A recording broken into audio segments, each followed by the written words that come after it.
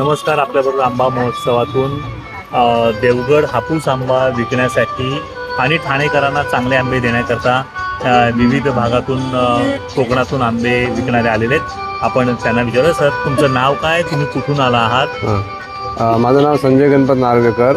आमचा सिंधुदुर्ग जिल्ह्यातून आलो आहे. देवगडचे आंबे आहेत, मालवणचे आहेत, तसे सगळे आम्ही घेऊन येतो तिकडून. आता आम्ही बरे 20 वर्ष झाली केळकर साहेबांनी आम्हाला इकडे एक बाजारपेठ निर्माण करून दिली आहे.